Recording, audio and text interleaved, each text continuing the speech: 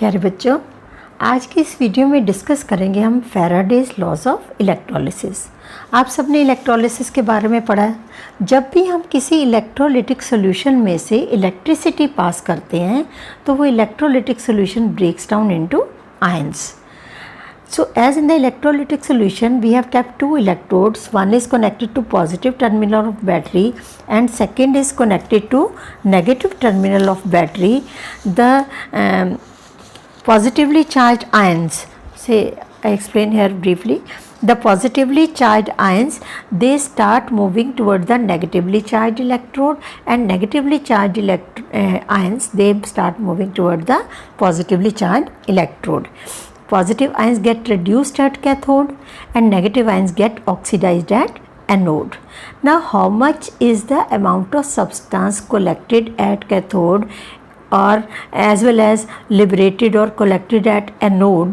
That was given by Faraday's electrolysis, laws of electrolysis, and that is known as quantitative aspect of electrolysis, that we are to find how much is the amount of substance collected at cathode or anode. So Faraday gave two laws. The Faraday's first law is, that is, the amount of any substance deposited or liberated at any electrode is directly proportional to the quantity of electricity passed through the electrolytic solution. Very simple, हम जितनी ज़्यादा electricity pass करेंगे उतना ज़्यादा amount cathode या anode पे collect होगा या डिपॉजिट होगा या लिबरेट होगा. Means amount of substance deposited at cathode or anode is directly proportional to the amount of electricity passed through the electrolytic solution, that is W is proportional to Q, where W is mass of substance and Q is charge passed. Clear? This you all know that charge is equal to current into time. I is current in amperes and T is time in seconds. Clear? So I can write W is proportional to I into T. If I remove the sign of proportionality, we get W is equal to Z I T. Z is known as constant of proportionality or electrochemical equivalent. Clear? Now very interesting here, if current passed is 1 ampere and time for 1 second, then W is equal to Z into 1 into 1 is equal to W is equal to Z. Means what is Z? Z is defined as, Z will be, Z is, it is equal to the amount of substance deposited when 1 ampere of current is passed for 1 second. That is 1 coulomb of charge is passed. Means 1 coulomb of charge is passed. In that case W becomes equal to Z. Okay. Now it has been found that 96500 coulomb deposit weight equal to equivalent weight of substance. So 1 coulomb will deposit equivalent weight divided by 96500. Now we have written that 1 coulomb of charge is passed, the Z is equal to W. So it means when 1 coulomb of charge is passed, here it is equal to equivalent weight of 96500. It means Z is equal to equivalent weight divided by 96500. Clear? But we are not much using this equivalent term in these days. We are using atomic mass or molecular mass. So how equivalent weight is related to atomic mass or molecular mass? Equivalent weight is equal to atomic mass divided by number of electrons lost or gained. This is also known as valency factor, or we write N, means number of electron gains or lost. So equivalent weight is equal to atomic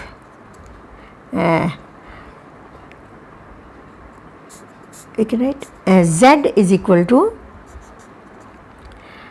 I write here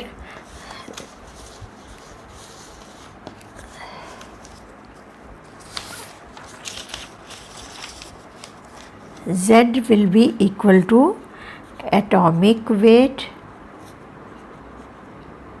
divided by N into 96500. Why? Because I have written here that Z is equal to equivalent weight over 96500, but equivalent weight is equal to atomic mass divided by N, number of electron gained or lost. So in place of equivalent weight, I can write atomic mass over N into 96500. So Z is equal to atomic weight N into 96500. Now we substitute the value and find W is equal to ZIT is equal to atomic weight divided by N into 96500 into current passed into time in seconds. Clear? So this will be the amount of substance collected at any electrode, that is atomic mass of that substance divided by charge, positive charge or negative charge, like how many electrons can gain or lose, over 96500 into current in amperes, time in seconds. This is in amperes and time in seconds. So that will give you W. If we know W, we can calculate atomic weight. If we want to calculate equivalent weight, then we can get that equivalent weight is equal to atomic weight divided by number of ions and number of electron which it can gain or lose. Clear? So we can calculate amount of substance deposited, atomic weight, equivalent weight, or how much current is passed, how much time is required. If all other factors are known, if one is unknown, that can be easily calculated. So let us solve one or two numericals based on this. Our first numerical is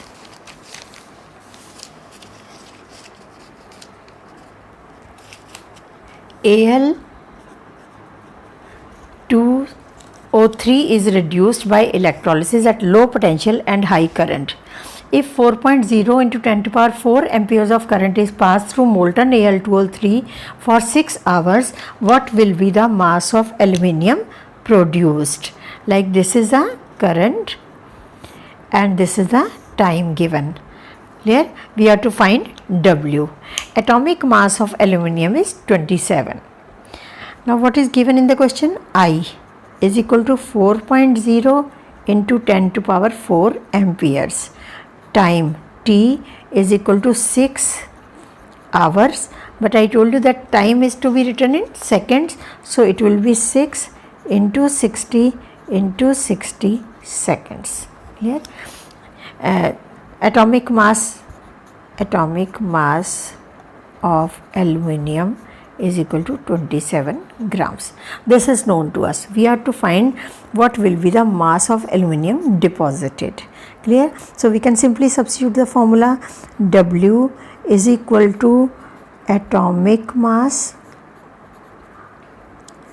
divided by N into 96500 into I into T. Now atomic mass is known, I is known, T is known, but what is this N? This is very important, how to find it. Now in this Al2O3 is electrolyzed. Al2O3 will ionize on passing electricity into 2 Al3 positive ions and 3 O2 negative ions. Clear? Aluminium has valency 3, oxygen has 2. Now we have to calculate the mass of aluminium. So what is the reaction of aluminium at cathode? As it is cation, will move toward cathode. Al3 positive will take off how many electrons? 3 electrons to form aluminium. So how many electrons are taken by one aluminium atom? That is 3, means N equal to 3. Clear? So atomic mass is known, I is known, T is known, now N is also known. So we can substitute the values. So W is equal to 27 divided by 3 into 96500 into 4 into 10 to power 4 into times 6 into 60 into 60. Clear? So you can solve this, and when I solve this, the answer comes out to be 8.1 into 10 to power 4 grams. Clear? So this way we can find the amount of aluminum deposited. This is we are doing with the help of formula. I can also use unitary method for this, that you will find easier. Second method,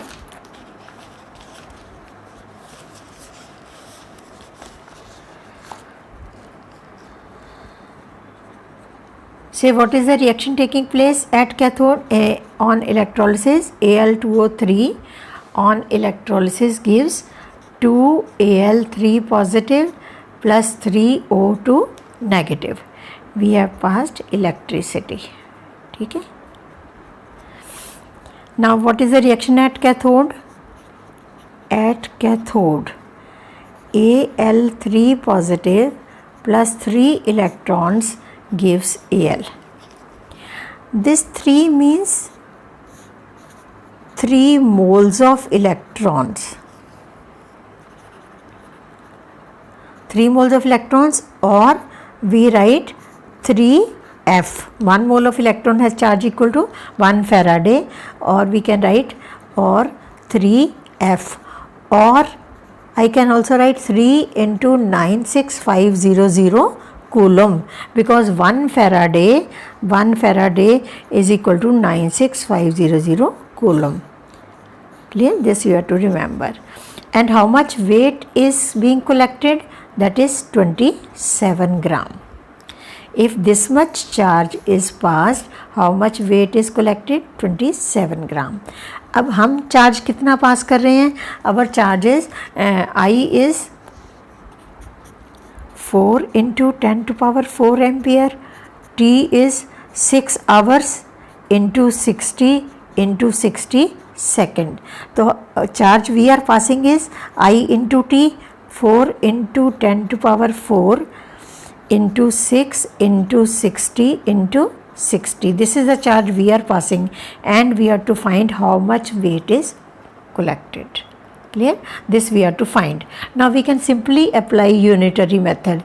Okay, if we pass this much electricity, 27 gram is collected. So I can write 3 into 96500 coulombs equivalent to 27 grams. 1 equivalent to 27 divided by 3 into 96500, and if I pass this much current, 4 into 10 to power 4 into 6 into 60 into 60 coulombs, then how much will be there? Amount substance deposited 27 over 3 into 96500 into 4 into 10 to power 4 into 6 into 60 into 60. This factor is exactly same as we have calculated here, right? 27 over 3, 96500, 4 into 10 to power 4, 6 into 60 into 60. Here again 27 into current into time divided by 3 into 96500. Answer come out to be 8.1 into 10 to power 4 grams. Clear? So you can use this method or simply apply the formula and substitute the values. We can simply apply the formula and substitute the values here like this, or we can apply unitary method. Okay. So let us do one more.